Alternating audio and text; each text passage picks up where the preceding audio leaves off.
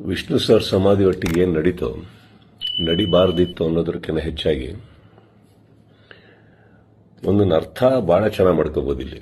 ಏನಂದರೆ ಒಬ್ಬೊಬ್ಬರಿಗೆ ಒಂದೊಂದಿಲ್ಲಿ, ನಮ್ಮದೇ ರಾಜ್ಯ, ನಮ್ಮದೇ ಊರು, ನಮ್ಮದೇ ಕಲಾವಿದರು.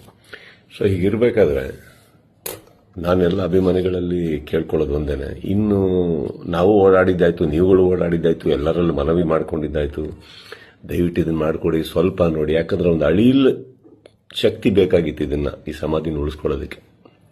ಯಾರಿಗೆ ಅಧಿಕಾರದಲ್ಲಿದ್ದು ಯಾರಿಗೆ ಆ ಶಕ್ತಿ ಇತ್ತು ಅವ್ರ ಬಗ್ಗೆ ಹೇಳ್ತಾ ಇದ್ದೀನಿ.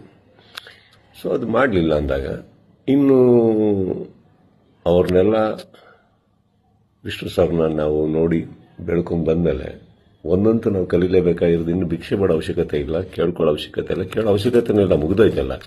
ಮಾಡಾಗಿದೆ, ಮಾಡಬೇಕು ಅಂತ ಇದ್ದಿದ್ರೆ ಇಷ್ಟೊತ್ತಿಗೆ ಮಾಡಿರೋರು. ಮಾಡಿಲ್ಲ ಅಂದಮೇಲೆ ಎಲ್ಲರೂ ಒಂದು ಅರ್ಥ ಮಾಡ್ಕೊಳ್ಳಿ, ಯಾರು ಏನು ಹೇಗೆ ಎತ್ತಿಟ್ರು ಇದು ನಾವೇ ಅಂತ ತೋರಿಸ್ಕೊಟ್ಟಾಗಿದೆ. ಇನ್ನಿದ್ರಲ್ಲಿ ನೀವು ಅರ್ಥ ಮಾಡ್ಕೊಳ್ಳೋಕೆ ಎಷ್ಟಿದೆ ಅರ್ಥ ಮಾಡ್ಕೊಂಡ್ಬಿಟ್ಟು ಇನ್ನು ನಾವೇನು ಮಾಡಬೇಕು ಅಂತ ನೋಡ್ಕೋಣ. ಈಗ ಮೊನ್ನೆ ನಾವು ವೀರಕಪುತ್ರ ಶ್ರೀನಿವಾಸ ಅವ್ರ ಥರನೂ ಮಾತಾಡ್ತಾ ಇದ್ದೆ. ಅವರು ಒಂದಿಷ್ಟು ಯೋಜನೆಗಳು ಹಾಕೊಂಡಿದ್ದಾರೆ, ಆದಷ್ಟು ದೊಡ್ಡ ಒಂದು ಪ್ರತಿಮೆ ಕಟ್ಟಬೇಕು ಅಂತ ಇದ್ದಾರೆ.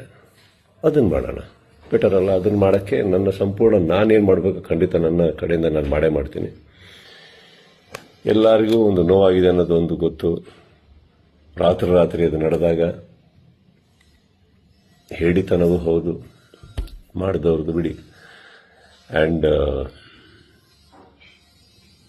ನೋವಾಗುತ್ತೆ, ಬಿಟ್ಟಾಕಿ, ಈಗೇನು ಪ್ರಾಬ್ಲಮ್ ಇಲ್ಲ. 10 ನಿಮಿಷ ಕಣ್ಣೀರು ಹಾಕಬೇಕು, 11 ನಿಮಿಷ ನಾವೇನು ಮಾಡಬೇಕು ಅಂತ ಯೋಚನೆ ಮಾಡಿ ಮುಂದೆ ಹೋಗೋದು ನನ್ನ ಅಭ್ಯಾಸ. ನೀವೆಲ್ಲರೂ ಅದೇ ಮಾಡ್ತೀರಾ ಅಂದ್ಕೊಂಡಿದ್ದೀನಿ. ಕೈ ಚಾಚಿದ್ದು ಸಾಕು, ಇನ್ನೇನು ಮಾಡಬೇಕು ನಾವು ಮಾಡೋಣ. ಜೈ ವಿಷ್ಣು ಸರ್.